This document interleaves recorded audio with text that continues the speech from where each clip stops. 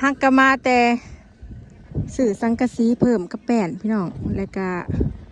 ทิ้งหล่อสีเนาะสีขาวมาไว้เก็บสีไปเลย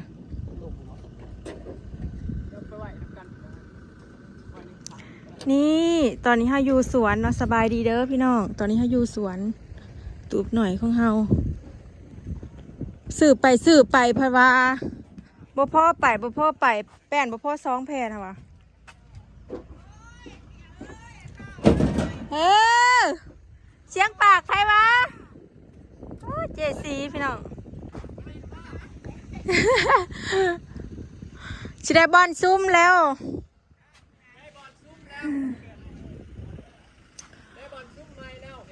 พี่น้องเนาะตูบหน่อยของเฮาก็ไว้หับอันเป็นส่วนตัวเนาะเราอยู่นี่เริ่มเป็นรูปเป็นร่างแล้วจ้าเอาพ่อใหญ่เลินท่านที่ได้เปื่อนแล้วพี่น้องเอ้ยเขาทาสีขาวมันเปื่อนไว้เนาะ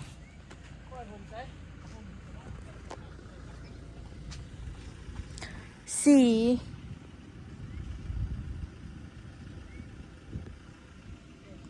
ตัวจริงมันไม่ได้ดำเลยพี่น้องตัวจริงมันจะออกเหลืองๆออกแดงๆเนาะตูบน้อยของเราปิ่นหนาไปทางไหนทางไหนทางหนาทางพี่บอปิ่นใหม่คนปิ่นมาทางนี้บ้านนี้พี่น้องว่าสิปิ่นมาทางคลองสายไก่เจ้ากะนอนนั่นนี่เด้นอนนั่นนี่กับเบิ่งปลาลอยอยู่นะหลายคนปิ่นไปทางงานพญาเลินปิ่นลงทางพุ่นยังสีเทใหม่เจ้าเอาแบบนี้เลยตะกี้บอลเลยเรา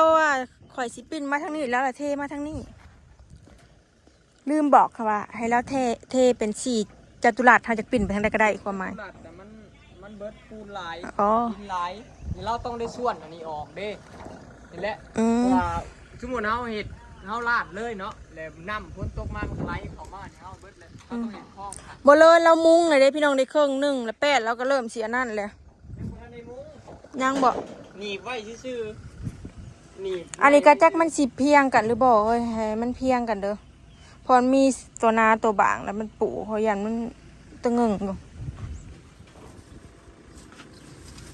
นี่ซื้อมาแล้วพี่น้อง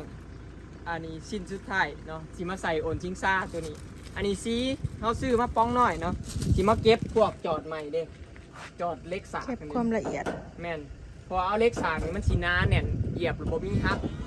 เอื้อยคอยแล้วมาเหล่าดองพี่น้องเอ้ยนะคะมืดเลย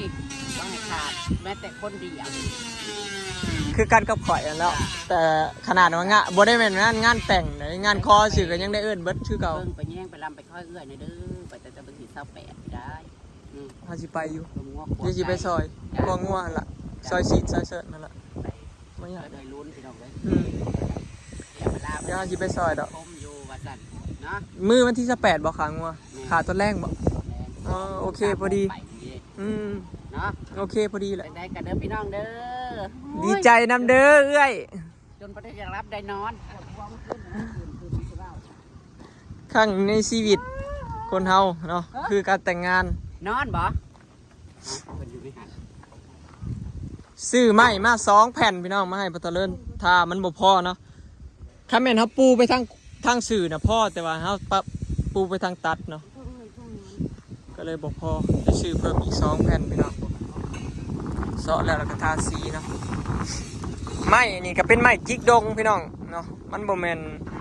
ไม้อย่างอื่นบ่มีพี่น้องมีแต่ไม้จิกดงกับไม้บาก2 อย่างเท่านั้นให้เลือกไม้บากน่ะถึกน้ำถึกฝนก็อยากเปื่อยอันนี้ถือว่าดีสุดแล้วไม้จิกดงเนาะถ้าพวกไม้ไม้แค้นนี่บ่มีแล้วไม้แค้นไม้ซักบ่มีพี่น้องได้บ่300บ่เป็น4จักเท่าใดเฮาถามเรานะเฮาบ่จื้อประมาณ300 400นะแม่เฒ่าหากมันบ่มีมันหายากไม่แค้น เฮิงจังได้มีอันเด้เฮิงจังได้มีสูบน้อยค่อยก็คือสิแล้วบ่เกิน2 มื้อดอก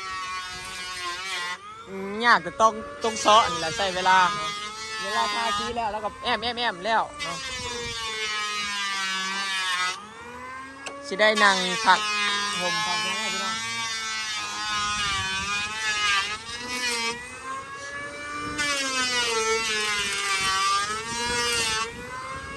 สังกะสีน่ะมันบ่มีหนาแมทน่ะ ANK น่ะมีหนาเดียวอย่างเดียวเลยเอามา3มาบ่เท่าตัดนะเจ้าว่าเขาเลือกเอาตัวแผ่นยาวเลย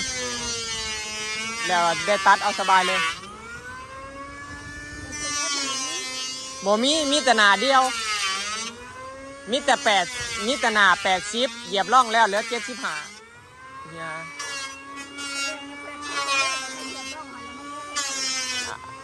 ตัวแมทก็คือมันแมท10เขาเหยียบร่องแล้วก็เหลืออยู่แมทนึงเนี่ยมันสิเป็นขนาด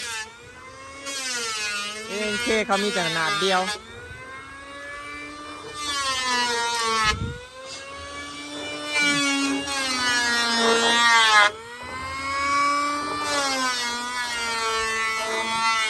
เมื่อเท่าท่าหน้าใดใหม่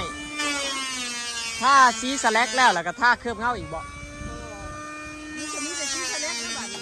มันตะกี้เนาะถ้าตัวนั้นเลยมันสั่ง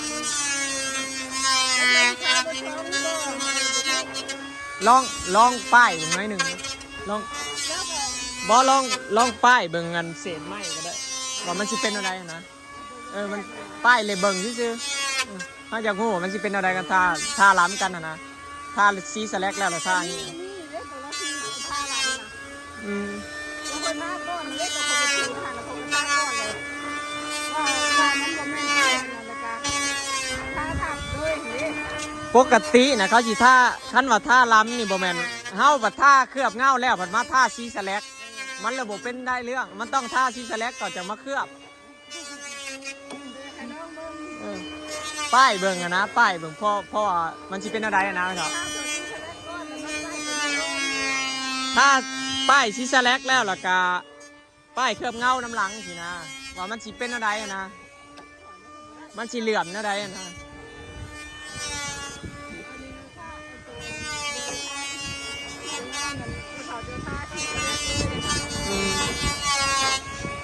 สรุปขานี่บ่ได้ใส่พี่น้องปอกเพราะว่าบ่ให้เทพื้นเนาะเทพื้นตูบเบิดก็เลยบ่ได้ใส่อันนี้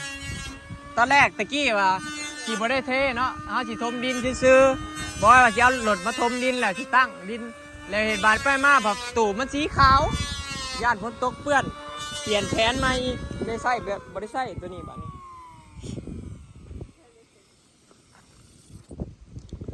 เหลือแผ่น2แผ่นสุดท้ายนะพี่น้องแล้วเนาะ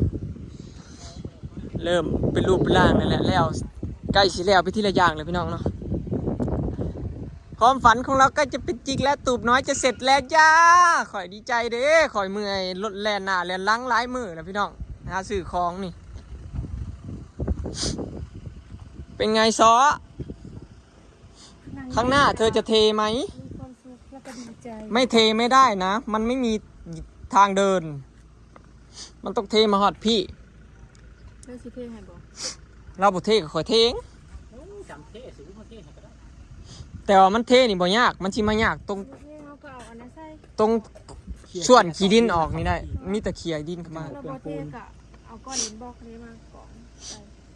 บ่ได้สะดินเข้ามาแล้วก็เทเอาเลยปูนเขาก็มีหาเสาว่าสิปิ้นไปทั้งนั้นมันแดดซ่องเนาะพอแบบว่าปิ้นแล้วเขานั่งแนมบนสวนอย่างเนี้ยถ้าสิปิ้นทางก่อนถ้าสิส้มอย่างพี่น้องสลอยเพิ่นฮักกับมาเห็นได้พี่น้องบอยมาย่อมื้อเช้านี่เนาะเหนื่อยหันมาเลยงามบ่จักคือเฮ้ยงาม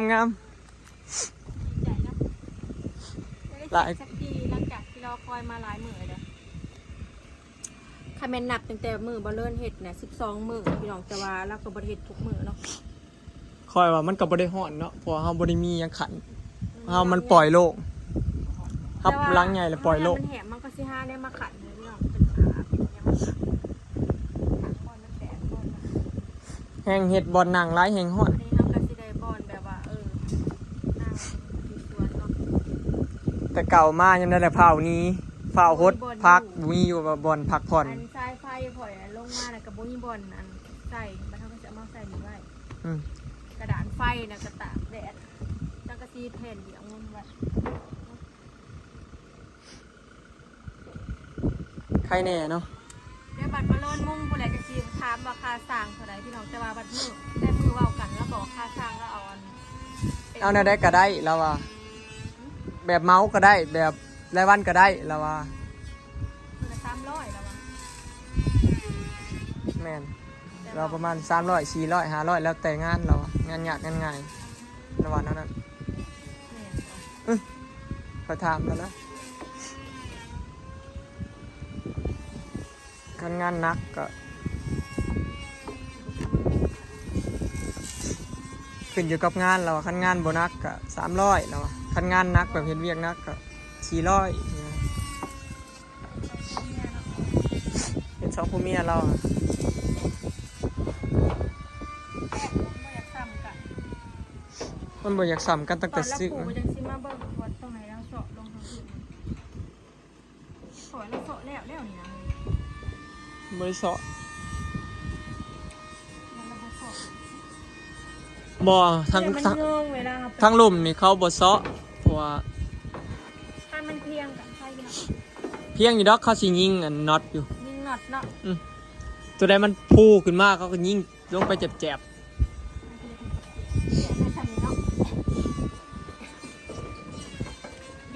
พี่น้องตูบหน่อยของเราเนาะได้แล้วจากเสียวอาลิสมาย่าง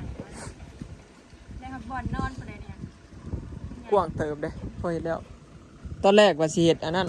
3กว้าง3เมตรยาว3เมตรแต่ว่ากระเทิบมันสั่นโพดแล้วมันก็แดดเด้มันก็เลยกลายเป็นแบบ3เมตรปลายหน่อยหนึง เพราะว่าถ้าขามันเป็นหนึ่งเลย อืม ออกลาย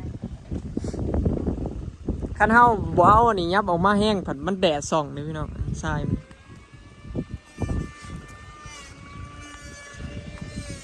ข้างนี่ก็เหลือหลาย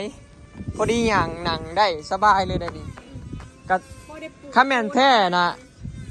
คันแม่นแท้เฮาเท่ใหม่นะให้มันกว้างแบบคือตัวนี้นะสบายเลยได้หยังอ้อมนั่งได้เนาะพอดีสำนึงเท่บ้างบ่ได้แตกเป็นเท่บ้างก็ต้องเสียเงินซื้อเล็กข้าวสารซื้อตะข่ายมาใส่เทพื้น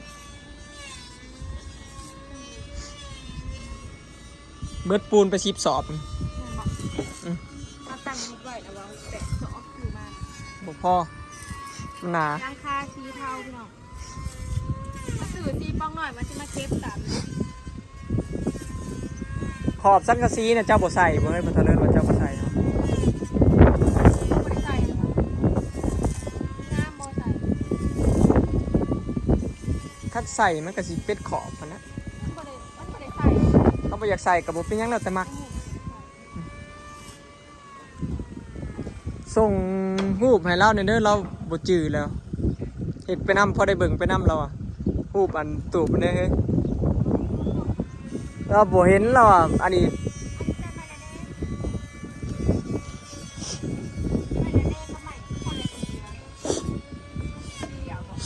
ใช่อ๋อมันถึกแดดคนละสี มันก็บ่อยากเข้ากั อันนี้มันเป็นลำลายมันอันนี้นะอันนี้ เขาหาสีแบบนี้บ่มีมันละแดงนะพี่น้องมันก็สิบ่อยากเข้ากันปานใดก็ว่าแต่ก็กลมกลืนอยู่แล้วสิมาใส่มันเลย แม่นแท้นะข้าแม่นอันนั้นบ่ซื้อไม้ละแนงซื้อไม้อันนี้คือการลดนี่มาทาสีกัน พ เบิ อ ด ลืมให้เราเจาะใส่อีกอันนึงอะเพราะว่าเวลาเขาใส่พัดลมอะนะมันบ่มีแนวจับ อ๋ออยากติดพัดลมมันตัวติดอยู่เทั้งราคาคือบ่ติดชนิด ที่ก็ได้มันต่ำขี้ได้เขาต้องใส่นี่ อ๋ออยากใส่คือใน ดอก หูบเขานะ ที่ใส่วาง อืมจอดสีเล็กนี่เล็กยังเหลืออยู่คือว่า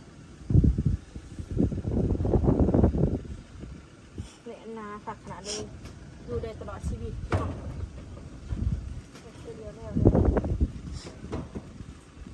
เบิดลายก็จริงอยู่แต่พี่น้องแต่ว่าเฮาเลือกเอาแต่ของดีเล็กก็เอาตัวหนา เขาเห็นนี่เขาเห็นเนาะ รุ่นพ่อสู่รุ่นลูกก็สู่รุ่นลูกไปอีก คะแนนดูทาสีกันสมมุติว่ามันคันเจ้าว่าก้าวสีมันเสาแล้วถ้าเก็บงานไปมันก็สิบ่เก่า เขาก็นึกว่ามันสอดมันเป็นที่สอดเลย บ่บ่สอนได้ โอ้ให้กินข้าว ปะ เดี๋ยวจะทำไมมันจะมาจอเบิ่งอีกเนาะ ตอนนี้สร้างกำลังเสาะใหม่อยู่